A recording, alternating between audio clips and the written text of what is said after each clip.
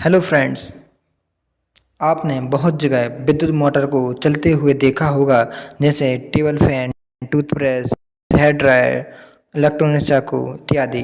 तो क्या आपको पता है कि विद्युत मोटर कैसे कार्य करती है? जब आप चालू करते हैं तो यह गोल गोल घूमने लगती है।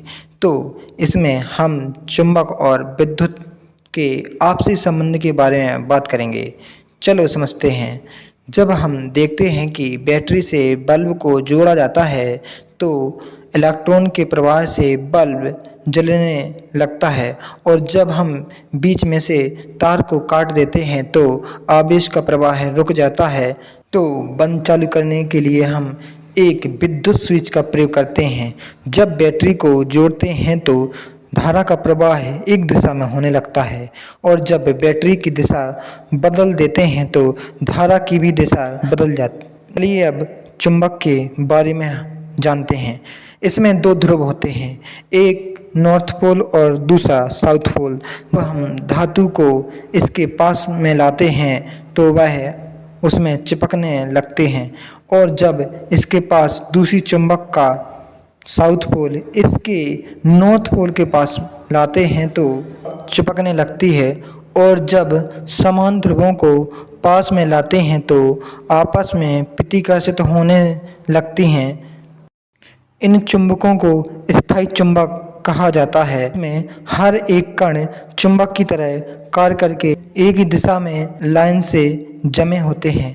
जब इस चुंबक में बीचों बीच में होल कर देते हैं तो इसको घुमाया जा सकता है, और जब इसके एन ध्रुव के पास एक अन्य चुंबक का एस ध्रुव पास में लाया जाता है तो आकर्षित करते हैं, और जब समान ध्रुव सामने आते हैं तो प्रतिकर्षण से दूर जाने लगते हैं, और एन ध्रुव एस ध्रुव को आकर्षित करता है।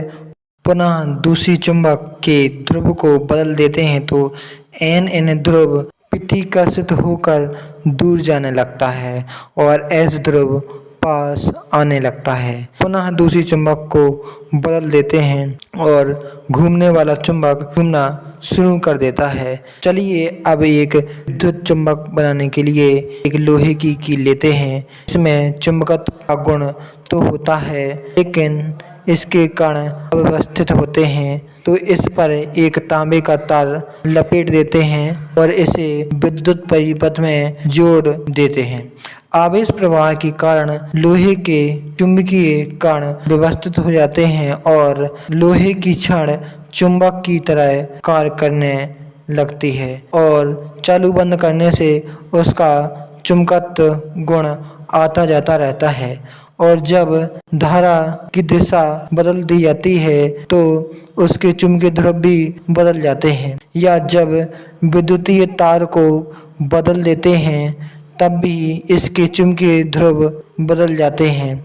चलिए फिर से घूमने वाली चुंबक पर चलते हैं और इस अस्थायी चुंबक के स्थान पर इस अस्थायी चुंबक को लेते हैं और विद्युत तार से जोड़ देते हैं और धारा का प्रवाह शुरू कर देते हैं। तो एन ध्रुव आपस में प्रतिकर्षित कर दूर चले जाते हैं, और एस ध्रुव एन से आकर्षित होकर पास आ जाता है, और इसके बाद तार के स्थानों को पुनः बदल देते हैं तो इसके ध्रुव भी बदल जाते हैं, और एन के प्रतिकर्षण के कारण घूमने वाला एन ध्रुव दूर चला जाता है और एस पास आ जाता है। पुनः तार को बदल दिया जाता है और पुनः ध्रुव बदलते रहते हैं, और यही आगे चलता रहता है, और अस्थायी चुंबक इसी तरह घूमती रहती है। इसको और शक्तिशाली बनाने के लिए एक और चुंबक लेते हैं, एक का एस ध्रुव और दूसरे का एन ध्रुव लेते हैं, और फिर तार को जोड़ दिया जाता है, और बार बार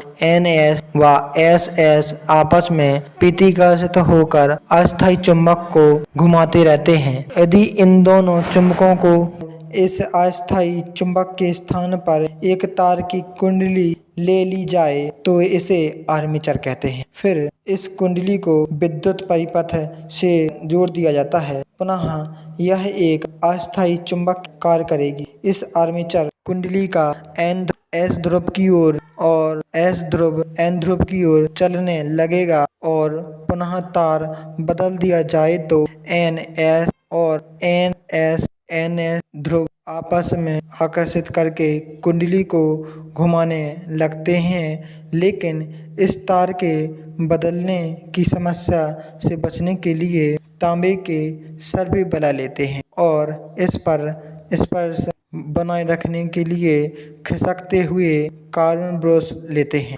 और जब पुनः धारा का प्रवाह किया जाता है तो आर्मेचर का फिर से एन ध्रुव बाहरी चुंबक के एस ध्रुव की ओर और एस ध्रुव बाहरी चुंबक के एन ध्रुव की ओर चलने लगता है और ब्रश का संपर्क एक वलय से दूसरे वलय पर बदलता रहता है और बदलने की समस्या खत्म हो जाती है। बाहरी परिपथ का कनेक्शन भी बदलता रहता है और आर्मेचर लगातार घूमता रहता है और जैसे ही धारा का प्रवाह बंद कर दिया जाता है तो पुनः घूमना बंद हो जाता है। अब देखते हैं कि जैसे ही कार्बन ब्रश का एक वलय दूसरे वलय के संपर्क में जाने वाला होता है तो कुंडली और धारा का कनेक्शन टूटने लगता है और कुंडली को घूमने में ज़्यादा समय लगता है। तो एक और इसी प्रकार की कुंडली आर्मेचर में जोड़ दी जाती है तो जिससे एक काम करना बंद करे तो दूसरी चालू हो जाए। जो कुंडली चुंबकीय क्षेत्र के समांतर होती है वही घूमने वाले बल का अनुभव करती है और घूम जाने के बाद दूसरी कुंडली उसके स्थान पर आ जाती है और उस पर पुनः घूमने वाले बल का अनुभव होता है। इस प्रकार अनेक कुंडलियां जोड़ने से अनेक घूमने वाले बल का अनुभव होता है और मोटर की घूमने की स्पीड बढ़ जाती है। यदि कुंडली में तार के चक्रों की संख्या बढ़ा दी जाए तो और अधिक घुमाव बल का अनुभव होता है तो बहुत तेज़ी से मोटर घूमना शुरू कर देती है। यह वास्तव में दिखने वाली मोटर है। यदि हम अधिक शक्ति की बैटरी उपयोग करते हैं तो और अधिक स्पीड से मोटर घूमती है। यह एक डीसी मोटर है। यह एक इलेक्ट्रिक ब्रश है जिसमें इसका उपयोग करते हैं और इसका प्रयोग हम कई प्रकार की घुमाने वाली मशीनों में भी करते हैं। यहाँ तक कि पंखों में भी घुमाव के लिए इसका उपयोग करते हैं। इलेक्ट्रिक चाकू में भी इसका उपयोग किया जाता है। आशा है कि आज आपको बहुत कुछ सीखने को मिला होगा और इसी प्रकार की वीडियो के लिए हमारे परिवार का सदस्य बने जिसके लिए आपको सिर्फ सब्सक्राइब बटन को हिट करना है। Have a good day.